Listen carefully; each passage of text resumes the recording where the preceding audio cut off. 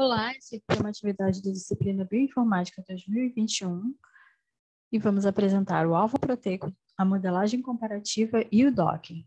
Nosso alvo é a proteína ATP Beating Cassette Family C Member 6, que vamos chamar de ABCC6 ou MRP6. É expressa na membrana basolateral de células hepáticas e renais do homem, como demonstrado nesse esquema, e nessa micrografia, na marcação em amarelo que indica a localização da proteína com membrana plasmática de hepatócitos.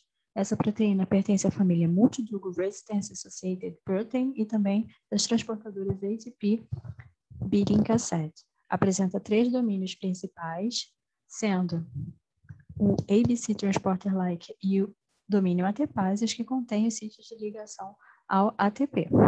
Pela topologia da proteína homóloga MRP1, é possível inferir que a MRP6 apresenta domínios extracelulares, domínios transmembranares, onde ocorre a ligação ao substrato, e 2 domínios intracelulares, onde ocorre a ligação ao ATP, tendo o íon magnésio como cofator. Essa ligação é sucedida de fechamento do canal na porção intracelular e de liberação do substrato, como leucotrieno C4, para fora da célula. Ocorre em pH 7.4, com hidrólise de ATP e produção de ADP pirofosfato em próton. Assim, a ABCC6 atua como transportador ATP dependente transmembranar de uma variedade de proteínas reguladoras de inflamação, secreção de hormônios, além de muitos agentes quimioterápicos, na homeostase redox pela regulação do íon fosfato intracelular. Sendo uma proteína transportadora de ATP, naturalmente interage com serina trionino fosfatases. Algumas mutações podem alterar a funcionalidade de transporte de ATP dessa proteína, levando a doenças como pseudoxantoma elástico. Assim, a modelagem da estrutura e o docking podem contribuir para o entendimento sobre os sítios de ligação da ABCC6 ao ATP. Para realizar a modelagem comparativa, primeiramente nós fizemos a busca por moldes, onde pegamos a sequência da nossa proteína no UniPro, jogamos no BLAST, que nos deu uma série de proteínas, e selecionamos as 10 primeiras. E, com base nos dados obtidos pelo BLAST e no banco de dados PDB, nós podemos selecionar o nosso molde, que foi o 6Y0, que possui uma boa cobertura, além de não ter nenhuma mutação e possui 4 ligantes. Depois, nós utilizamos 3 ferramentas para o alinhamento. O primeiro foi o ProMouse, que não nos deu um alinhamento de qualidade. Como podemos ver, ele tinha muitos gaps. Depois utilizamos o BLAST, que além de perder o início da sequência, é uma ferramenta de alinhamento local e não de alinhamento global. Por último, utilizamos o Clustal, que nos deu um alinhamento de qualidade, além de ser uma ferramenta de alinhamento global. Para a construção do modelo, nós utilizamos 2 ferramentas, o SwissModel, que utiliza o método dos corpos rígidos, e a outra ferramenta foi o Moonline, que usa o programa Modeler de forma automática, que usa como método restrições espaciais. Utilizando o SwissModel, fizemos a construção do modelo de 2 formas, uma automática, onde inserimos a sequência e ele escolhe automaticamente o molde, e outra de forma manual, onde colocamos o nosso melhor alinhamento. Com o SwissModel na forma automática, obtivemos 4 modelos, onde selecionamos aquele que tinha a melhor identidade e cobertura, que foi o modelo 1. Utilizando o SwissModel de forma manual, foi construído um modelo com base no molde que selecionamos. Tanto o SwissModel manual quanto o automático utilizaram o molde que selecionamos na primeira etapa. Já o Modeler selecionou outro molde. O GMQE e o QMIN são parâmetros de estimativa de qualidade global. O GMQE é uma estimativa que combina a propriedade do alinhamento do modelo-alvo e da estrutura do modelo. A pontuação dele é entre 0 e 1, onde os números mais altos indicam maior confiabilidade. Já o QMIN é uma função de pontuação composta que é capaz de derivar estimativas de qualidade absoluta globais para toda a estrutura e locais, por resíduos, com base em um único modelo. Existem 2 valores de pontuação global, onde ambas as pontuações têm um intervalo de 0,1. Então, por padrão, são transformados em z-score para relacioná-los com o que é esperado de estruturas de raio-x de alta resolução.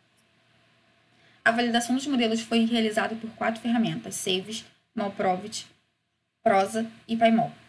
O SAVE é uma plataforma com ferramentas de validação onde nós utilizamos o Verifier 3D e o Prove, os quais não obtivemos resultados mediante o nosso PDB, e o ProCheck, que validou os nossos modelos através de um gráfico Ramachandra, que avalia a qualidade estereoquímica dos átomos da proteína.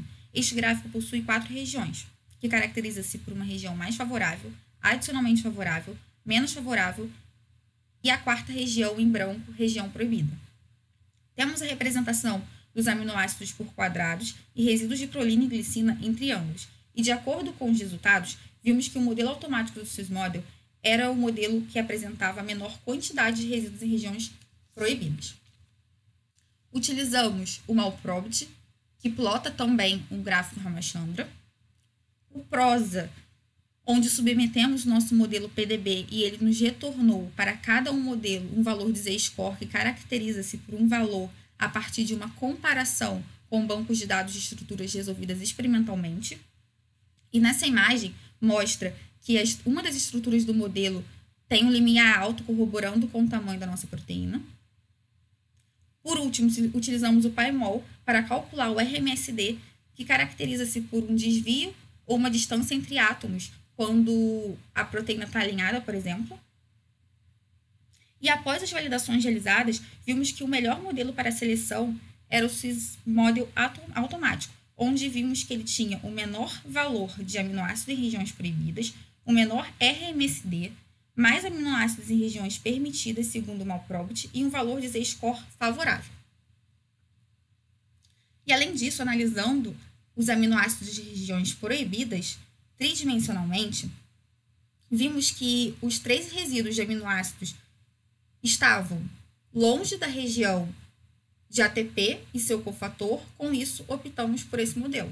Docking. Primeramente, quisiéramos dar respuestas a las informaciones solicitadas en el routine. La proteína algo era un monómero, presenta un cofactor que es el magnesio. Los ligantes para ancoraje fueron definidos previamente, ácido acetilsalicílico, cloroquina, metotrexato, y sin datos de agua estructural. El software propuesto para el proceso de docking fue Doctor, el cual presenta prerequisitos: protonación del modelo, protonación de ligantes, isolamiento de cofactores, preparación de la grid box. Dentro de la protonación del modelo, a partir del archivo PDB, este es colado en la herramienta de la web PBD2PQR y utilizando un pH de 2.4 que fue obtenido de la literatura, es producida la protonación del modelo. Ahora, en relación a los ligandos, estos fueron obtenidos en formato PBD desde el Dropbox y, utilizando la herramienta OpenBabel y el mismo pH de 7.4, fueron protonizados y obtenidos modelos PDB ya protonizados. En la preparación de los cofactores se utiliza PyMol, en donde mediante un alineamiento del modelo PBD de la proteína con el modelo PBD de la proteína utilizada para la producción del modelo, fueron obtenidos la ubicación de las coordenadas cartesianas de los magnesios y el ATP. Luego de eliminar las cadenas peptídicas y el ATP, fueron obtenidos los magnesios en las coordenadas cartesianas adecuadas y fue grabado en un formato PBD.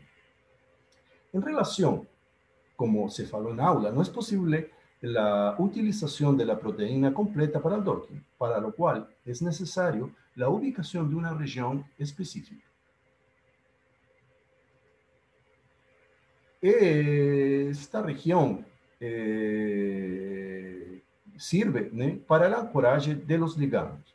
Y esto, utilizando una metodología similar a la anteriormente propuesta para el magnesio, es posible ubicar las coordenadas cartesianas del ATP y poder definir el lugar para la grid box del processo de docking.